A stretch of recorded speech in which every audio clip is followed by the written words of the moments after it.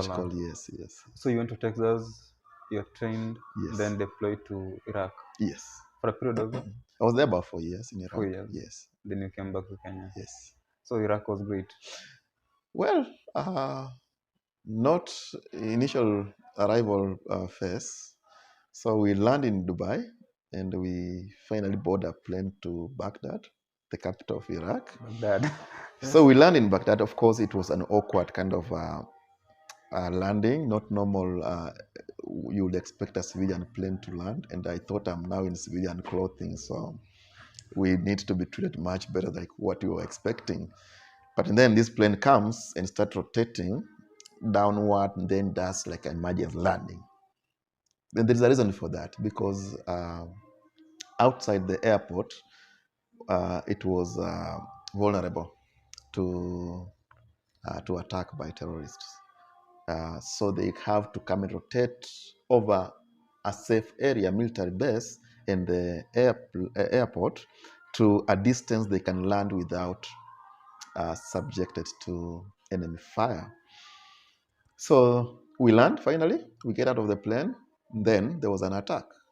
Immediately. Immediately there was an attack. The guys were So attacking you. yeah, not us directly, but the base. You know, The the base, the airport was base. inside the base and something Oh. like that. So I remember 17 loud, we call them mortar attacks coming in base. You don't know where it will land. So they have this system, siren going off and sounds incoming, incoming, incoming. That is, there's a mortar coming, there's a bomb coming on the base. So, of course, the training in Houston, Texas, and the training in KDF prepared us on that situation. So, what do you do?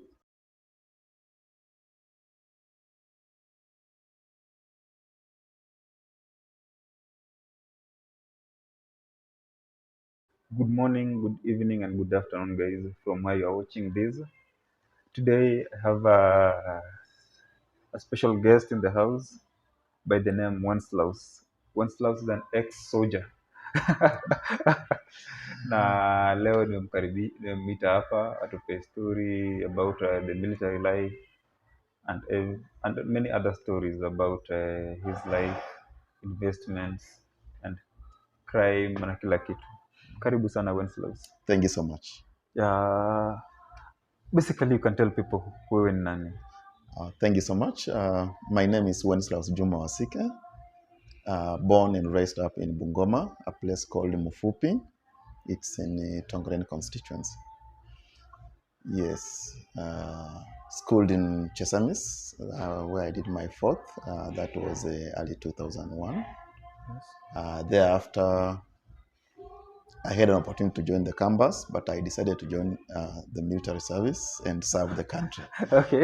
Yes, yes. So you had scored a good grade to take you to the university. Yes, yes. I had a B plane that year, so it was a good one. And So you had to join the university.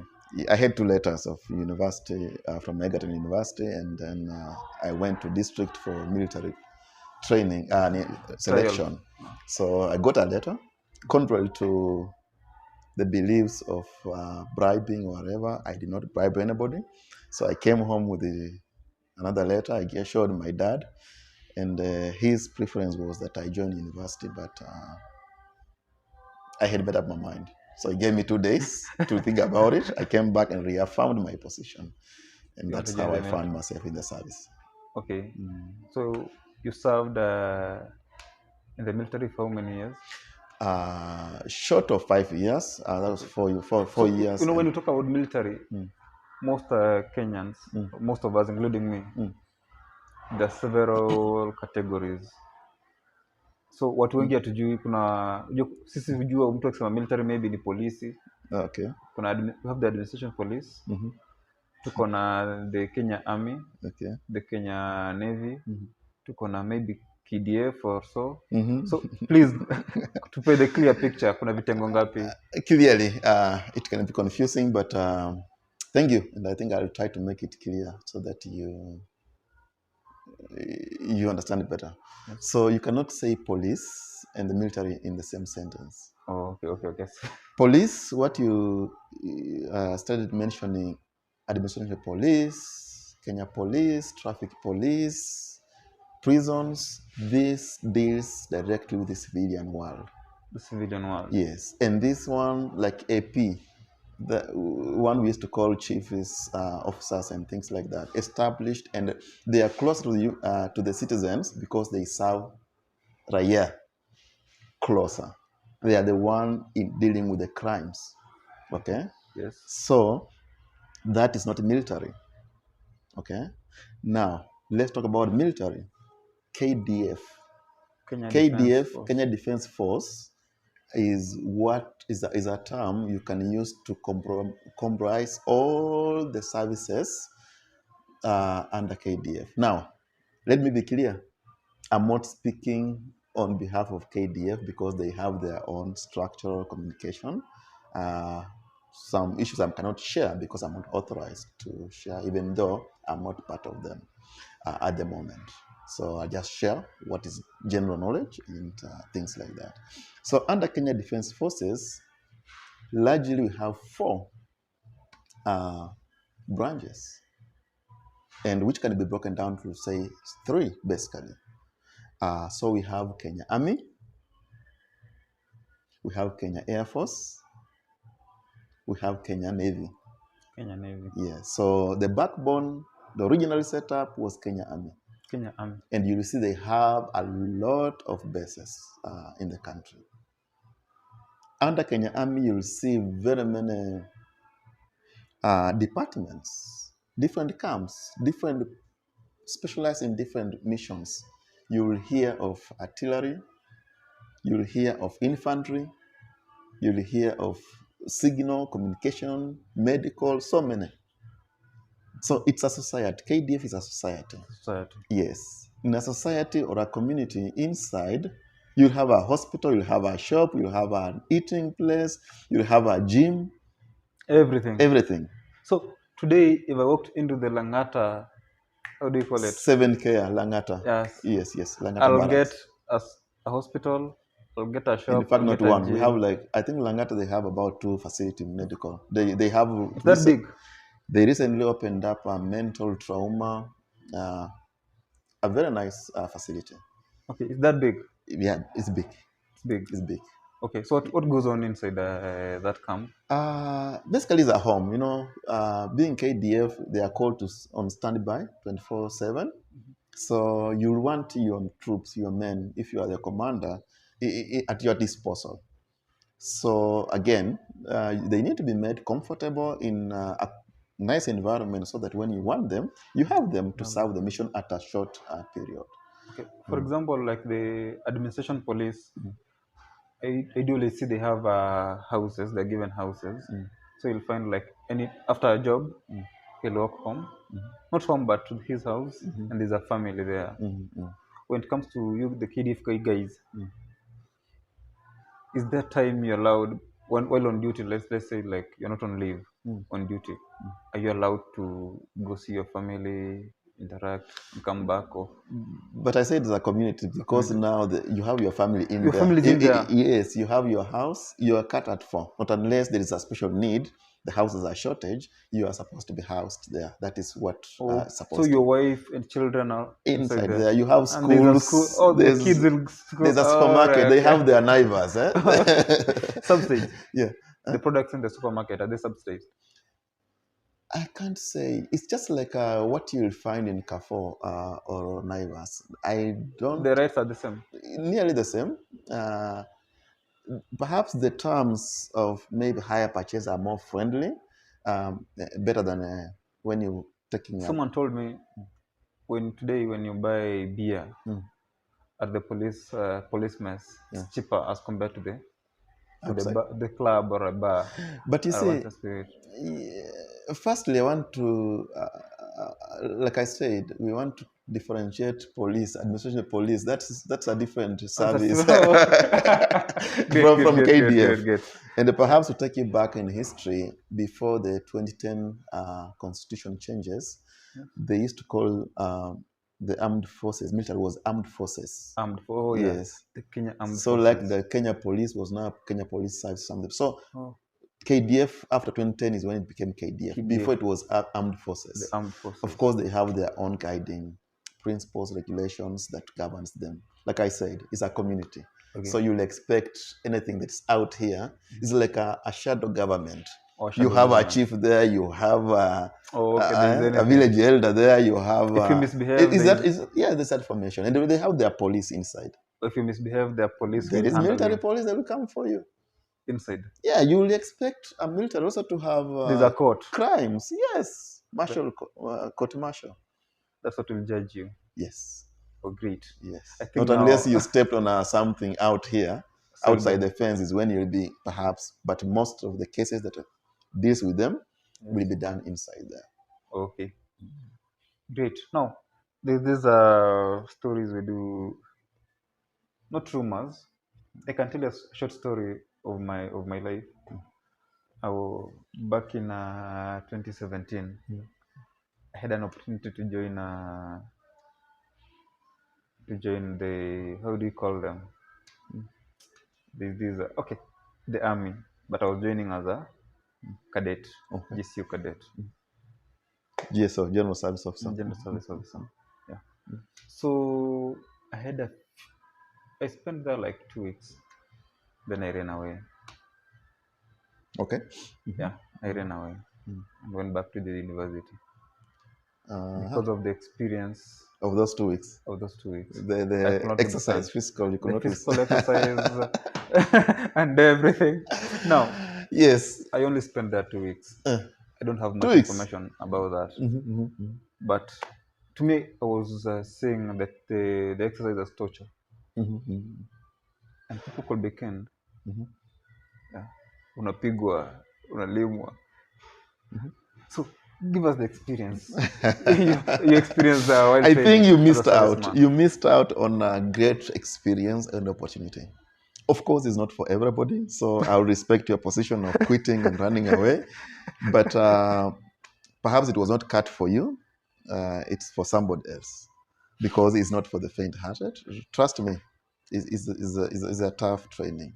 But why is it so tough? Why is that selection? You never started the training. That was just a selection phase. If you talk about 2 weeks, yes, perhaps it goes to 1 month. Selection, I think there's an advertisement. Forget about the online, that one. Now you go there physically. Now they have to evaluate you physically. Picking you online from Mombasa or from Bungoma or Kisumu, I know you as so-and-so online. Yeah. But I need to evaluate you. I need to physically. Yes. Do you meet the requirements? They have requirements, and it all means something. So sorry about that. You missed the experience, a very beautiful experience. I don't know how old you are, but the younger, the better. That's why they also have an age. But then I was about 21. That's one of the best age you can run around because your body can now adapt to many physical challenges. But like, you guys, there's a ditch of water, mud. You go through. Under the barbed wire. I still have. Niko na alama hapa kwa mgongo. Sorry. Barbed wire ndio mbaya sana hapa. So like, niko naona, why should you take me through these guys? And you know, from the word go, mimi nilikuwa najua naenda kusoma military science. You're going to take a course in military science for 3 years. So mimi najua naingia class, manipo ya kitabu, tunasoma. So contrary to that, nafika huko mniambia ingia kwa hii mtaro ya maji. Sasa nifanye nini kwa hii ditch? Good question, and I'll try to answer you. Do you expect you sitting down and reading about or taking a course in military science, then this year now you are deployed in Somalia dealing with the Al-Shabaab and other terrorists? Will you handle them? So that preparation, you don't know when an enemy is going to come and knock on your door, okay? It could be in rain season. So that is preparation. And military training, I think, is structured in a way to prepare you psychologically, mentally, and physically. So that is part of, I would say, hurdle, obstacle, mental obstacle that you did not go through. Because if you could have gone through the mental obstacle and come out the other way successful, everything, mind, you are set, if you're good, ready to go, then nothing will stop you. But now listen to my argument. Mm, When slows now nowadays, most of these criminal attacks mm, are done professionally. When I say professionally, I mean these guys are using technology. mhm, mm, mm, Today, before let's say guys want to attack mm, a given mall, mm, they'll come survey the mall, mhm. You do the and by intelligence, right? intelligence they'll Mm, do the mm, intelligence and everything. mm, mm, So while attacking the mall, mm. watakuja physically, no, watakuja polepole waingie kama clients. Yes, yes, Hata yes, maybe yes. kuna mtu mmoja washamtuma akaficha zile bunduki zao ama Uko uko ndani. ndani. Yeah. Yeah, so I think my Yeah. mind, okay, my thinking was, Mm, teach me the tricks, mhm. give me the technology and everything, but don't torture me sana hivyo. Take the word torture away. I want to take, because my intention is not to scare those potential youth that want to join in the future. I want to encourage them. Okay? So it's not torture. Remember, a human body, before we call it a body, we have systems. And before we talk about systems, we have organs. If we talk about organs, we have tissues and then cell. Cells. Okay? Yeah, So true. a cell, a tissue, an organ, a body a A system, system, then the then the body. body. Okay? Yes. All these things, they have to work together to achieve a mission. The same way. Okay? Before you're going to carry weight. The gun is not a light thing. You talk about 7 kgs and some bullets and things like that. So how the hell you sitting in a class for 3 years, writing some beautiful notes, and then you expect to carry some weight and stay inside the bush a couple of months? Now you see now the reason why you are told, hey, But so the how was the experience on your side? uh, The training experience. training experience was wonderful. Given a chance, I will recommend to the government to adapt to the Israel. Of course, we don't have perhaps the dangers that can necessitate that kind of approach, but I will say let the youth after high school serve the nation.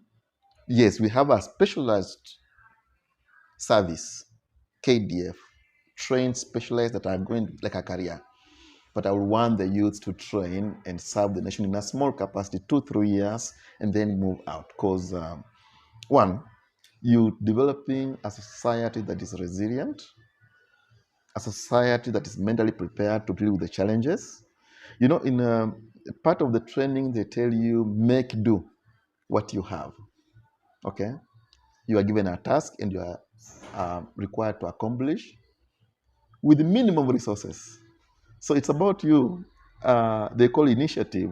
Your initiative you come up with that will enable you to achieve the task.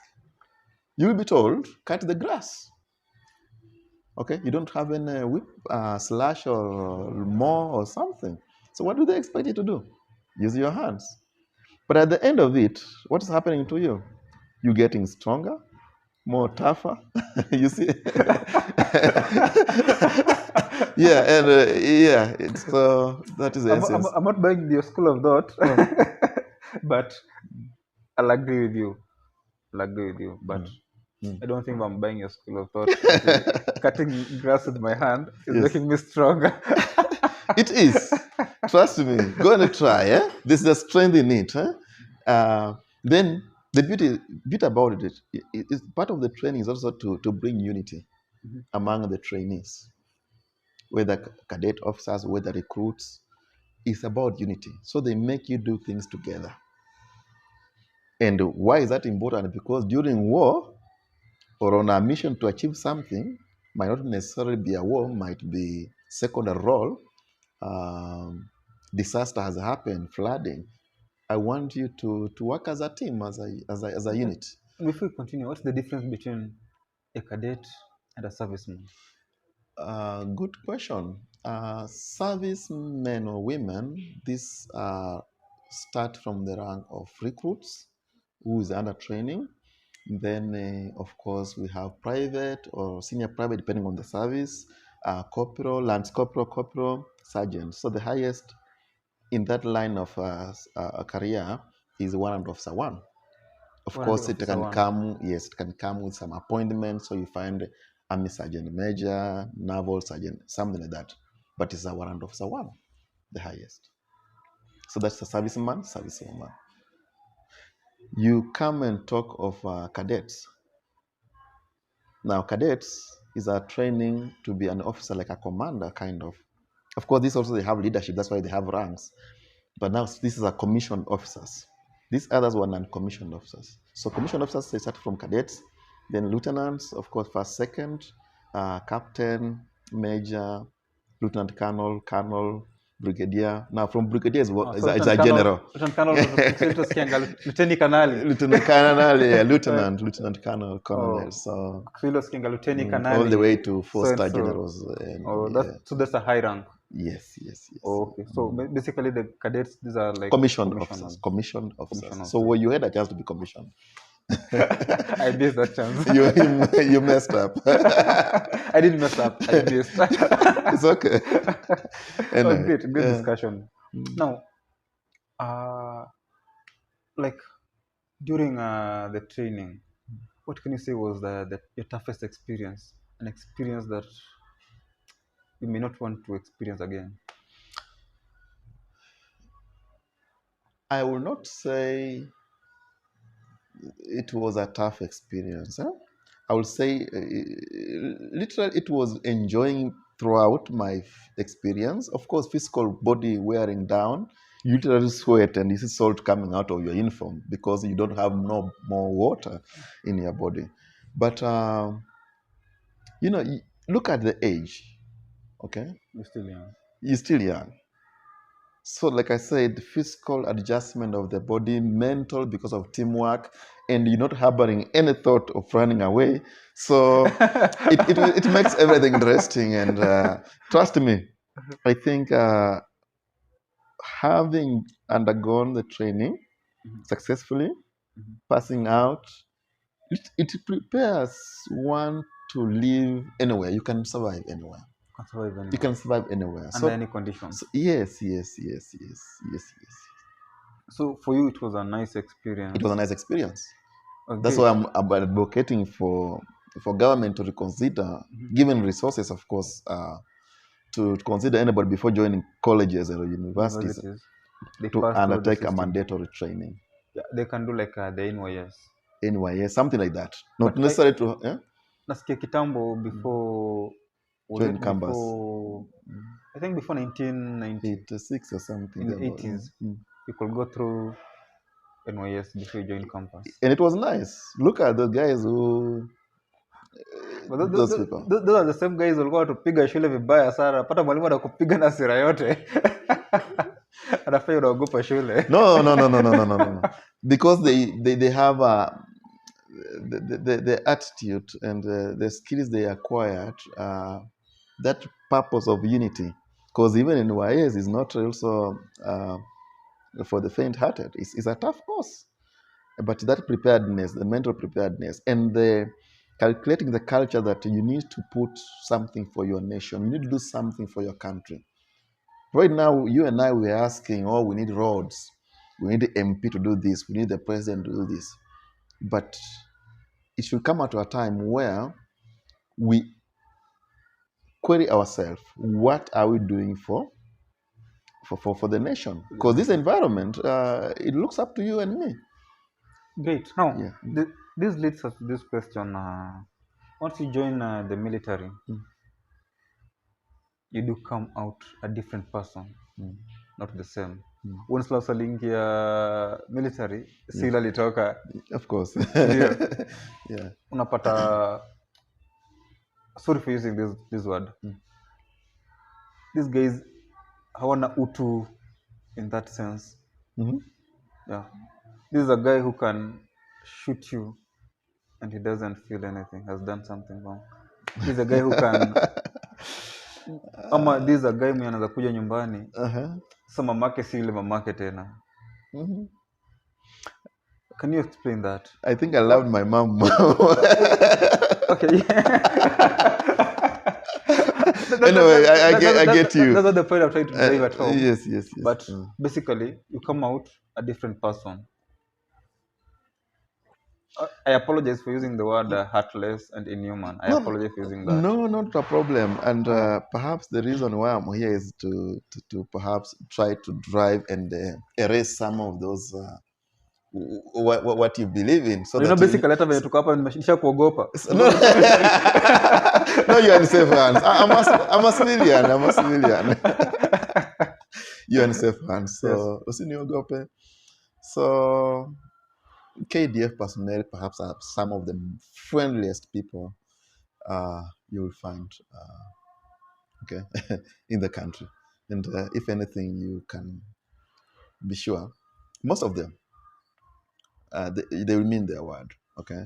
So I don't know why they fear. Perhaps it's the reason that this guy has trained, has handled arms, training, that cruising training you talked about, that makes people kind of afraid and fearful of them, but should not be the case. Firstly, they are human beings.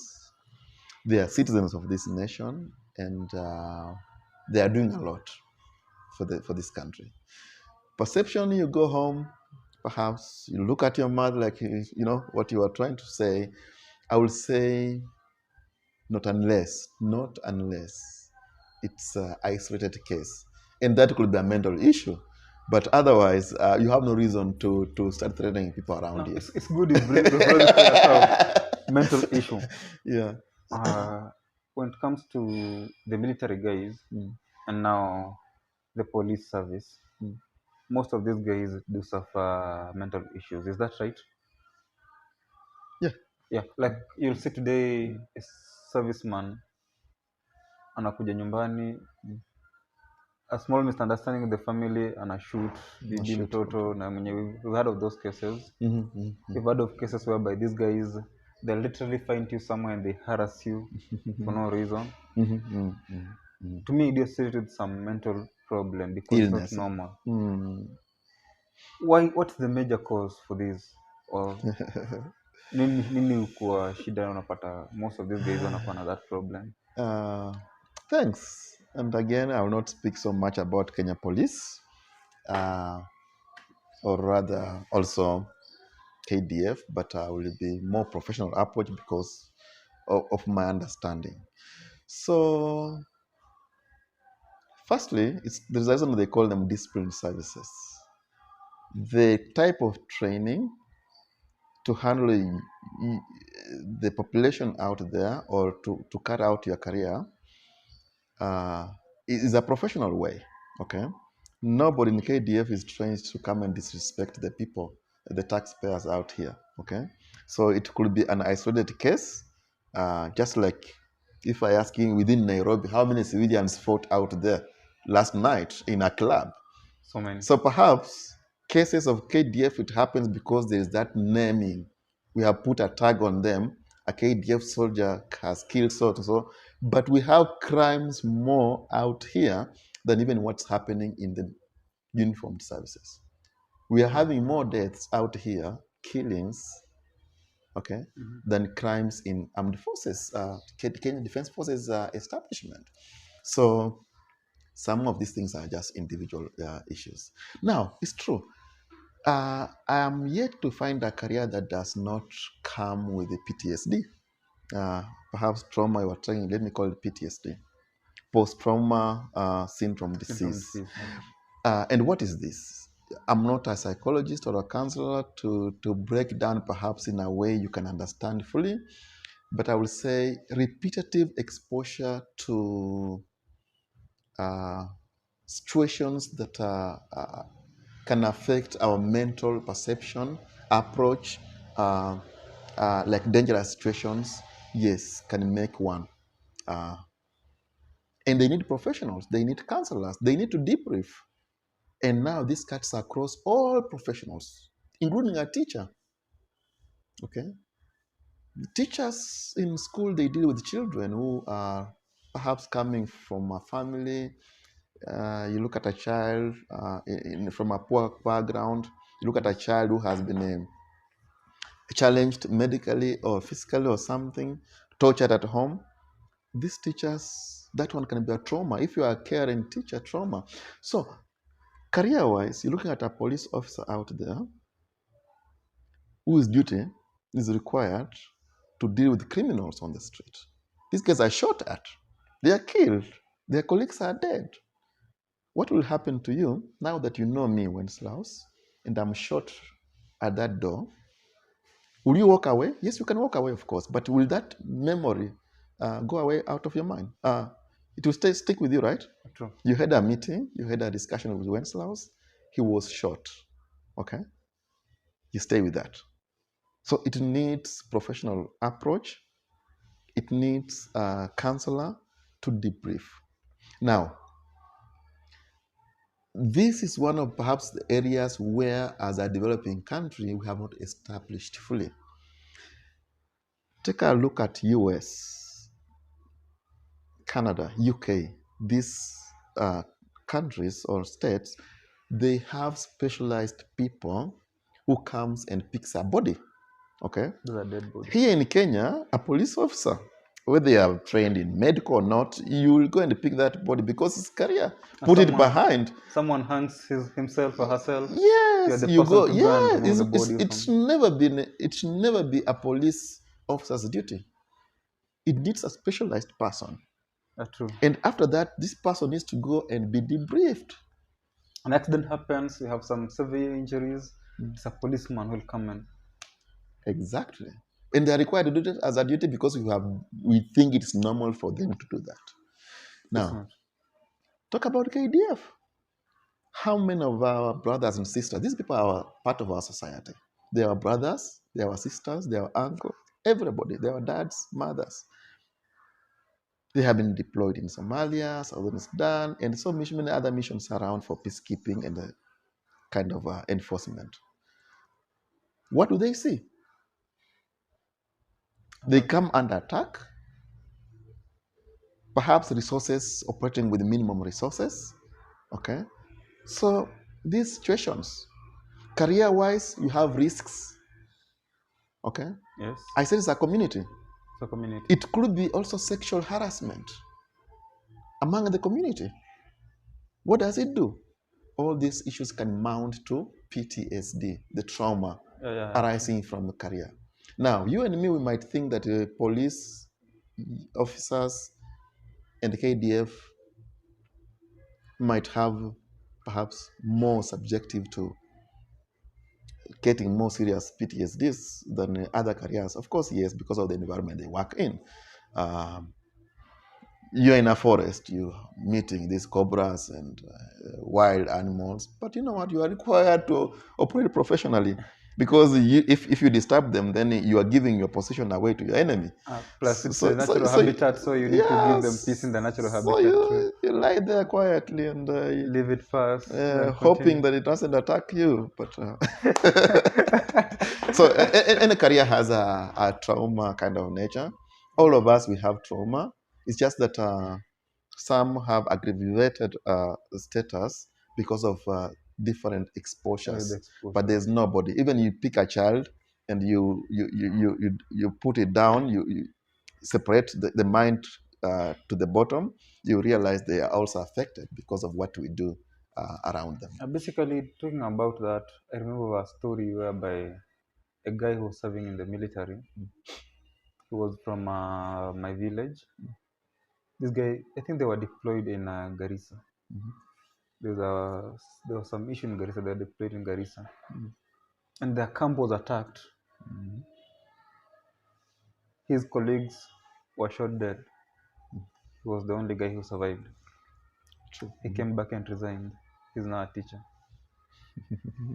But now, that's what I just explained. Yeah. That thing can stay with you mentally. And if you need a professional for you to regain your sanity, you are trained with these people, you have worked with them, you have shared a meal with them, so they have become your family. Yeah. They are brothers and sisters. We call brothers and sisters in arms. So any loss, any one of them going away is a sad situation, and it affects them. He's being shot while you're saying. It affects them. It affects you. Remember, you know even their families. So the worst condition or moment comes when perhaps the family, you see the child passing by your door and like, your dad, I saw him go. So You can put yourself in that situation. And so in most cases, they want to come and comfort the family. Maybe a very close No, person no, to the not family. really, because they have their structures. They have their They have structures it's done professionally. as done Yes, professionally. yes, yes, yes, yes. Okay. Yeah. And there's some compensation, right? Yes, of course. Yeah, When I there's die on conversation. duty, there's some It's compensation for yes, my yes, family. yes, yes. But I will say that KDF has some good medical care. I really believe in their systems. If you get to their facility, you're still breathing and still talking, chances are you might survive. You might survive. Of course, we all have a timer. Time will come, we go. But At some point, we must exit the world. exactly. But Yeah. they have some good medical officers. Now, going back to your story, you said you served in the military for 5 years, right? So, what made you leave the military? And uh, Good. It's a career that not is not cut for everyone, and I did my best. I left without any entry of bad record in my records. And a time came for me to explore the world out there. So I applied to serve in a different capacity as a civilian to US military in Iraq and Afghanistan, supporting them logistically. A program we called Lockup Argument Program, yes, basically to support the NATO troops and the US forces. So that exposure, traveling the world and see the world, true. is what made me perhaps hang my boots. Oh, and decided to do something else. True. So, you went to Iraq. Yes. How was the experience in Iraq? When we hear of Iraq, Afghanistan, Yes, yes, it's yes. Iraq, Afghanistan, and which other country? Sisi tunajua ni vita. Ni war. It's not, Tunasikia ni it's vita. not a nice thing. Sasa, how was the uh, experience in Iraq? Firstly, there is a purpose for training in every situational. You must get briefings accordingly. They must prepare you for mentally, physically to go for that kind of career. So for my case, we and a few of my colleagues for that chosen career, we were taken to Houston, Texas, training prior to deployment. What do we expect? Because by that time we had, I think there was intelligence from U.S. military that Saddam Hussein had this mustard gas, you know, biological weapons. And so we had to go and train biologically. If it's launched, you have your gear, how you take 3 seconds to An dress. example And of any biological weapon I said about mustard gas, or mustard gas. It's a yes. biological weapon. Yes, it's a biological weapon. They throw something that can cause effect, can irritate your skin and your eyes, can corrode your digestive system. You go blind. So, of course, it's biological in nature. That's true. So that is the worst form of military intervention, if I may ask. Yeah, because the trauma is so. I would rather somebody's shot dead, Than but the than a biological biological. one. Yes, yes, So you went to Texas, you're trained, yes, then deployed to Iraq yes. for a period of I was there about 4 years in four Iraq. years. Yes, Then you came back to Kenya. yes. So Iraq was great. Well, not initial arrival phase. So we land in Dubai and we finally board a plane to Baghdad, the capital of Iraq. Baghdad. So Yes. we land in Baghdad. Of course, it was an awkward kind of landing, not normal. You would expect a civilian plane to land, and I thought I'm now in civilian clothing, so we need to be treated much better like what we were expecting. But then this plane comes and starts rotating downward and then does like an emergency landing. And there's a reason for that because outside the airport, it was vulnerable to attack by terrorists. So they have to come and rotate over a safe area, military base, and the airport to a distance they can land without subjected to enemy fire. So we land finally, we get out of the plane, then there was an attack. Immediately. Immediately there was an attack. The guys were So attacking you. yeah, not us directly, but the base. The The base, yeah, the airport base. was inside the base and something Oh, like that. So I remember 17 loud, we call them mortar attacks, coming in base. You don't know where to land. So they have this system, siren going off and sounds incoming, incoming, incoming. That is, there's a mortar coming, there's a bomb coming on the base. So, of course, the training in Houston, Texas, and the training in KDF prepared us on that situation. So, what do? You jump down, you open your mouth, you cover yourself, and then the reason you open your mouth is because when you tighten it, you might lose your hearing because of the trauma, the sound, and things like that. so you open your mouth So, and and the cover reason your the eyes. reason you are jumping down is because when the bomb hits, it deflates in a V kind of, you know.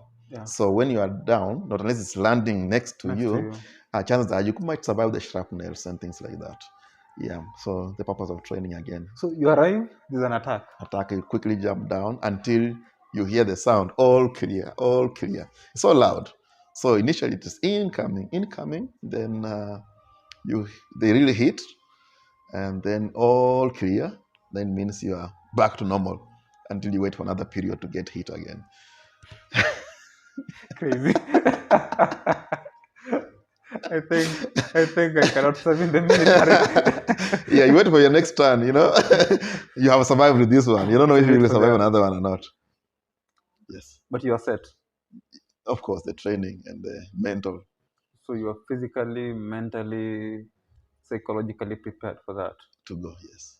Yes. So you served for 4 years. Yeah, so Then we learned, but I thought Baghdad was my destination, but then I realized my deployment is really up north, a place called Mosul, in a in in a a really where hot spot. Mosul was really bad during Al Qaeda, and off Mount Ararat to Turkey. If you are a biblical person, you understand Nineveh, and never I know where Jonah never. was going to preach and he decided not to go. So So this place exists. they are there. And Never. from Baghdad on north towards north, you're Yeah. passing River Euphrates and River Tigris. Tigris. Yes. And Mesopotamia, the land between. The land between Euphrates and the Yes, Tigris, yes, yes. Mesopotamia, Exactly. where agriculture Exactly, originated. exactly, Ah, exactly. They are real, you see them. they're real. But because of the effects of war, they are damaged, And and why are those regions and areas so prone to attacks and war each and every time? What is the reason for these wars? the reason for this was, who knows? It has been going on for some time. It could be religious brainwashing of some of the beliefs, and I think that is where it's coming from. Because you'll hear of extremist, moderate, and then the normal guys. So it's like a religious kind of beliefs that has driven these guys to that kind of. It's not a normal thing. So in Iraq, can you just freely walk around, go to a restaurant and buy food and eat? No, you're gonna come back in a coffin if you're lucky. If you're lucky, you'll come back in a coffin. Yes. That's the. What if you're not lucky? If you're not lucky, You'll then disappear. I think either you can disappear, and yeah, So my question kidnap is, you and use you as a ransom, or they gonna kill you because you are on the wrong side of the enemy whom they are fighting. Or perhaps if a bomb lands on you, really a bomb can really dismember you into you this corned disappear. beef kind of status. So Yeah, my yeah. question is, there's war in Iraq, Mhm. right? The US is not affected in any way. Why does US intervene? Take you from Kenya, Mhm. go to US, Texas, be trained, Mhm. then get deployed to Iraq. Okay. How does US. the war in Iraq Mm. affect the US, or why does the US intervene in this? It is it is a complicated situation that you need to understand. Huh? Yes. Firstly, look at terrorist activities that have affected US and other countries. Okay, Yeah. so when their intelligence points out that the mastermind is of this country. There's a strong terror gangs or groups in these countries, okay? And the US's belief is that we have to go to the source and eliminate the Eliminate the source. source. So 9/11, US lost a lot of people in that twin uh, plane attack to those buildings. And if you've seen their currency in gold, they trust, right? And they believe in justice, of course, contrary to what we hear here and there. But the reason why they put their footprints in Iraq and Afghanistan perhaps was trying to go after the The source and source. try to eliminate that. So yes, they are involved fully, Yes. and they have a reason to be there. Of course, at a cost, at a resource, because they also lost. When I was living in Iraq alone, US had lost about 4,000, in excess of 4,000 US troops. In Iraq. In Iraq alone. You're not talking about Afghanistan. So war is costly. War is costly, and the worst form of cost is it comes in the human loss. Yeah, true. So these people, the families were looking up to them, um, their brothers, their The sisters, sisters, their the parents. mom. Yes, so And also, I would like to know, the US has a very big population, right?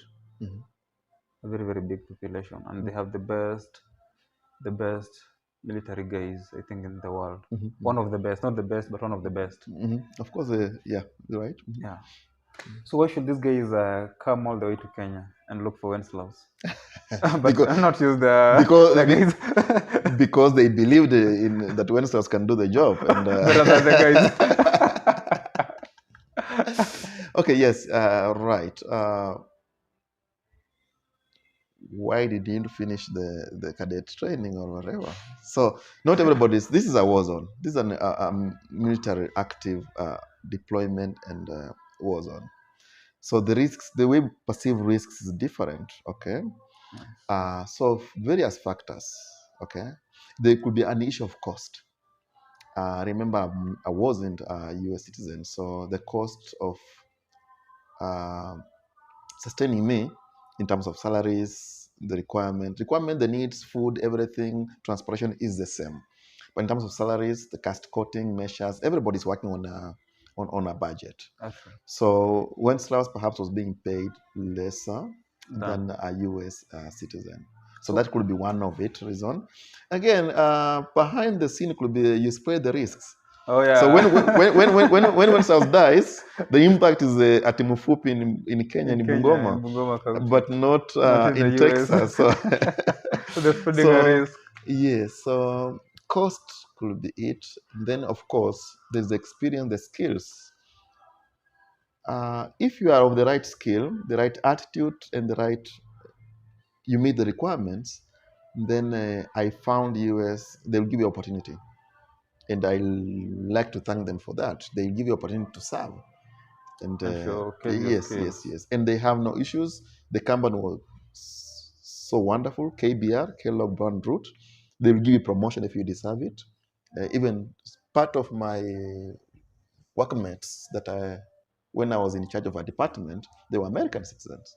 But here I'm a Kenyan So you're the guy in in charge charge of. of a department. So yeah. How's the remuneration? Now talking about the budget. Mm. Were you being paid well? Of course it was well. It I was can't well. complain, yes. Ulikuwa unakula vizuri. Nilikuwa nakula mzuri. So Yeah. why did you decide to leave and come back to Kenya now? I did not decide to leave. Somebody decided to let us go. Okay. US military is strongly established on political grounds. So when there's Democrats and the others, how do you call them? Republicans. Republicans, they change the hands. It might affect when they don't believe in such a deployment. So when Obama was taking over, remember Obama was a Democrat and was taking over from a Republican. One of his policies, and they mean business, not like us, perhaps we promise and we don't deliver things here. One of their policy of the Democrats under Obama was to draw down troops From Iraq. from Iraq. 2007 up to around 2009-10, US had around 250,000 troops in Iraq alone. 250,000. Yes, 1,000 troops. So Iraq. when they draw down to around 20 or 10,000 by the end of course, it's timed, then you surely must, you can't sustain. We have to come back as well. So when did you come back to Kenya? That was 2011. 2011. Kumbe si mbali sana, si Simbali. kitambo sana. Simbali. So after umekuja Kenya sasa, maisha ukaamua kufanya nini? Maisha ikakuwa ngumu kidogo. Miezi kadhaa, of course, unalala unaamka saa 7 usiku. Hiyo matrauma walikuwa wanasema hizo. Then Oh, you had some trauma. Okay, I didn't say I had some. Before to delay. Yeah. Your worst experience as working in the military. Ile uliona maybe ilitaka kupea trauma, ama ilikupea trauma, your worst experience? Ya Kenya? No. Yeah. Both Those, Kenya and I will not say Kenya I had the worst. Of course, yes. In Kenya Navy, let me start from there. I was in communication department. Then later on, I went to medical. So I was training as a nurse. Now, nursing, of course, taking care of the patients and things like that. So my worst feeling, I remember losing my the first patient we had established communication. And then you come back in the morning and you are told the patient died last night. So in line of my career, that was experience worst moment, because I'm not a nurse to see somebody go. But again, you have to accept it, and you have to talk to your superior, you guide it and counsel, and then you serve the rest who have chosen to continue living. Chosen to continue living. Yes. The other one decided to go. We can't do so much, you have to go. We wish you all the best. Where are you going? In Iraq? In Iraq was losing some of my colleagues in yes. You lost some of your colleagues? Yes, because of a bomb. Yes.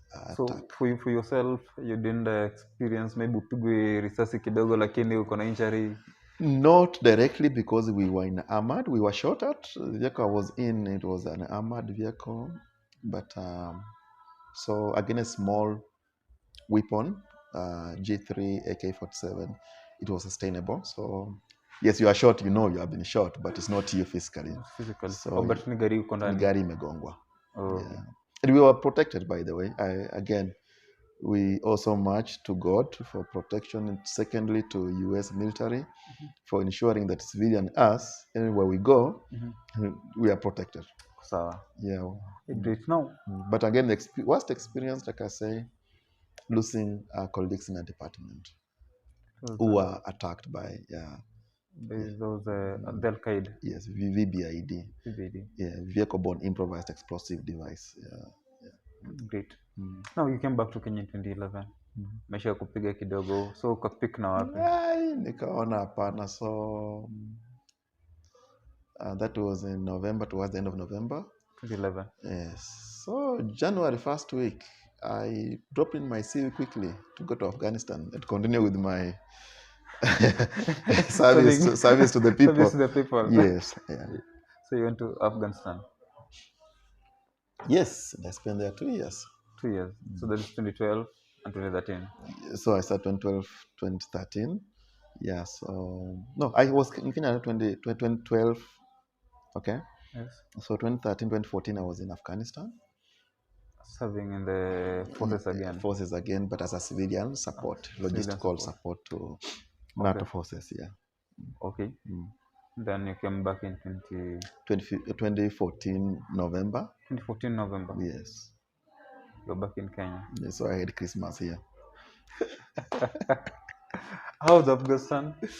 Afghanistan was, in terms of environmental support, technology-wise, comparison to Iraq, Afghanistan, I would say they used more of like crude weapons, but they are more resilient in terms of fighting. So the Taliban's basically. So I was in Kandahar. Kandahar is in Helmand province. they are resilient. They can put up a nice fight against the US and the NATO forces. Yes, yes. No. Yes, it was not a nice thing, but Mhm. anyway, there are two sides of the coin. So this side is fighting this side, and of course they lost most of it. But Mhm. yeah, So after 2 years, so you're working for the Kenyan government? You know? no. There, I was working for Oh, US again. for the US. Kenya government has no Has business no being business in in Kabul or Kandahar or Baghdad. so you are still working for the US, US yes. in Afghanistan. Mm-hmm. So after 2 years, you are back in Kenya now. Yes. Now, you're 2015 in Kenya, 2016 now, Yes. life in No, Kenya. towards the end of 2014, that is November, I came back. Okay. Mm. So 2015, you're in Kenya. I realized now I'm a civilian and there's a mission I have not accomplished. My degree, I have to work on it. So I enrolled in my degree with KCA University, Yes. 2015, Yes. Bachelor of Procurement Logistics Management. Procurement and logistics management. Yes, graduating in 2018, November So you graduated the 22nd. same year. I'm your age mate. In terms of education, Exactly. not really, not really. Because there are some studies ulipitia zenye hujapitia bado. Of course, this life experience all different studies, but True. yeah, so I graduated in 2018 because I realized, hey, this beer I had in my high school, let me see what it can So give me. you're now practicing procurement, Negative. I'm doing real estate. real estate. Yes. Oh, okay. Managing a mall within Kilimani. Yes. Yes. So you're a businessman now. I'm employed as a career employee, as a general manager Yes. to run a business. Great. Yes. That has been nice. Yeah. No, let's talk about these. We have the police service and we have the KDF. The police service are in charge of crime. Am I right? Civilian. The civilian crime. Yes. Sisi raia, mimi raia nikifanya Law makosa, enforcement. law Just enforcement say that. ndio. Yeah. Civilian. Now, if you can look back, like in my channel, I have started doing stories to do with crime. These are reformists, people who were once criminals, but they have decided to change their life back to the normal life and do some legit business or do some legit hustles and make legit cash. Now, what's your take about crime in Kenya from the perspective of for you? I'll take you like a professional because you've served huku. Okay, najua KDF nye mdeal na civilian law enforcement, lakini bado uko na. Okay, a silly question. By the time you're working as a KDF soldier, ungepita upate watu wanafanya hapo uhalifu, ulikuwa allowed kuwashika ama ungewashika? Civilians, we don't have the mandate to, cause kushika means I have to take you to court, right? We don't have the mandate, but again, you can stop a crime.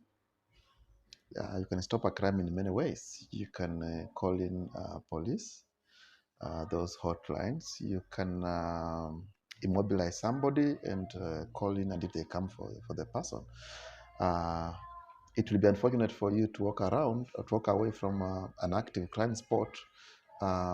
Take an example. We have some various crimes. There are crimes you cannot walk away from. If you find a 7-year-old who qualifies as your daughter being raped next door, will you walk away? You'll fight for that despite you don't know the person. Yes, so there's a crime you cannot really just walk away. There are crimes you might need to call, you might need to report, but there are crimes human nature will, whether you are an officer trained or not, that you might call upon of goodwill to intervene and arrest the situation. Yes. So to take on crime in Kenya, because so far I've done 2 episodes about crime. There's another episode that I'll be uploading also about these are reformists, and most of these crimes they're being done in ghettos. Ghettos. Yeah, these and those are informal settlements like Dandora, Kibera. Ni ngumu sana upate crime place kama hapa Toume penye tuko, ni ngumu. Kama place kama Kilimani, place kama Karen ni ngumu. And unapata most of the time the major causes of crime ni poverty. I think poverty is number one. Number one, yeah. Mtu anaiba because ana chakula, ana rent. The second thing, I think ni peer pressure. The second thing ni idleness. So from your take, hii crime inaweza shughulikiwa, nini inaweza fanyika, like the government ama individuals to help these guys, the reformists. Unajua kureform naweza reform, but shida zinarudisha huko. Unajua nimereform lakini mtu wangu analanja hapa, utabidi urudi tu. Naangalia hivi naona Wenslaus anapita hapo na simu nyingine mzuri na hii simu itakupatia tao kadhaa. Aje pesa kadhaa. A good question. We have let the society down, including myself, the system, the government. We don't mean well, particularly our political leaders. Crime do not just happen. They are happening as a symptom to a situation in the society. I have never heard of a popular politician in this country, or rather all politicians from MCA to our current president, talk about population control in a serious way. Okay? And partly because we are not matching resources, we are telling the youths, you know what, be innovative, do this, do this, do this. Kenya is not South Korea. We are still talking about agrarian revolution here. Plant this, do this. When the world economy now is rotating on ICT-based economy. Okay, so population could be a mismatch, and this is an area where the government need to come up clearly as a government, not as a political wing, Kenya Kwanza and ODM, no, but serious as a government. They need to do a census on this, do more research on this. There is a mismatch between population and resources. Okay, then we have not, in line to that as well, policies. We have beautiful policies in this country, but are gathering dust on a shelf in offices. Okay, why you mentioned informal settlements, Kibera, these other areas, slums, as hotspot for these crimes. Yeah, that's true because of the poverty. Now, as political leaders, Kibera, Madare, Dandora, these are dwellings for people from across the country and perhaps East and Central Africa, beyond our border. Now, what are we doing? What is our governor in Bungoma doing to discourage our young youths looking at going to Nairobi City as an option for a better living? That's a good question. A very nice question. That need to be answered by a political class. Because if we don't answer that, then we aiding to create the situation more worse. Yeah, true. Yes. We need to start working on a strategy where we encourage activities. The reason why we have count levels, we can flourish at count level if we put resources in a good place, we manage them well, we create opportunities well.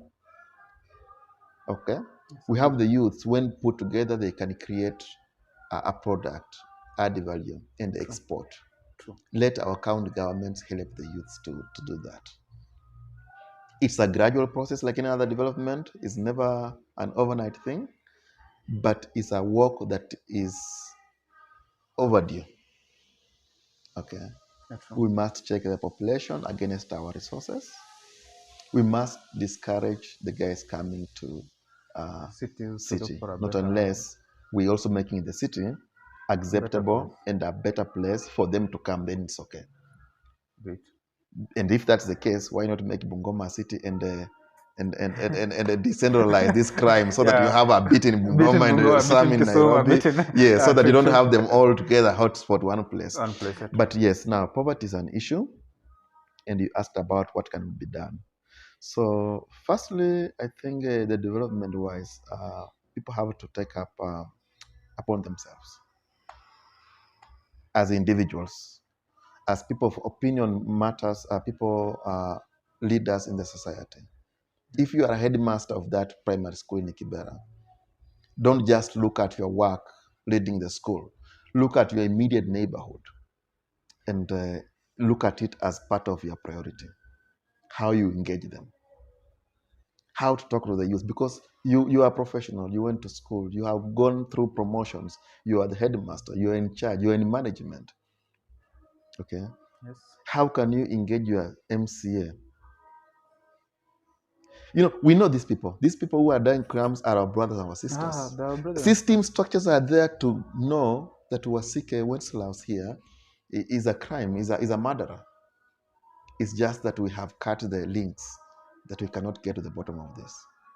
And perhaps our systems are also punitive, not so much of a reward kind of approach. Today, 13th November, is a holiday given to plant trees. But you're planning a trend, you're going in January, the dry season is coming. Have we thought about the sustainability?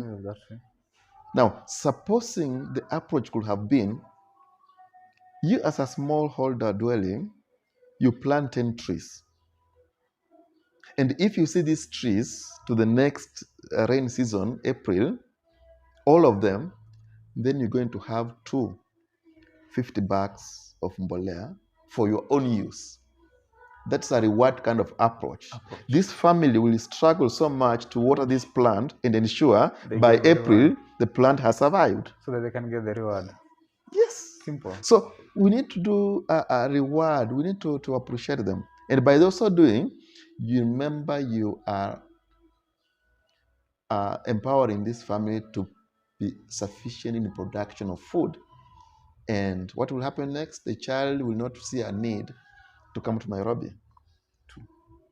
So our systems need to move away from punitive to reward based.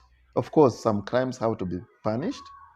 But there's a reason why we say change from police force to national police service. Because it's a service to humanity. It's a service to citizens of this country. And that's why we are paying taxes. And we need taxes to be put in the right perspective. We need help. And by the time it gets to police, too late. We need to have counselors in between. Look at the way we intervene when we have a medical disaster. Community-based healthcare providers working from door to door, giving polio vaccines to 5 years and below. That is the approach we need to take in crimes. Take-home point is, you and I, the society knows these criminals. But our approach we have failed them to reach out to them and help them. Now, I'm happy to see that you're working on a program to reverse this kind of situation. And it's encouraging because let them see hope that all is not lost, that we have a chance to go back and live a more decent life without crime. Great. Now, as we finish this, a question to you. Today, will you take your son to the military? Pardon? Your son today, after Form 4. Mm-hmm. Can you take him to serve the nation? Yes, military? Why not? I wouldn't want him to serve entirely to retirement, but I want him to get the experience. To get the experience. Experience and get out. That's why I'm advocating that let people have that kind of structure. Agreed, and I will encourage him. So by starting now, putting that mental, psychological and things, if he gets a chance, he can... Great, Wenceslao. So then a great discussion. Thank you so much for coming to this show. And I'm looking forward to having another great conversation with you on different matters, not only about serving the nation and serving people, but next time tutapiga story investment, stories zingine. Asante. Thank you so much. Thank you so much. God bless you. And thank you for hosting me. Bye. Asante.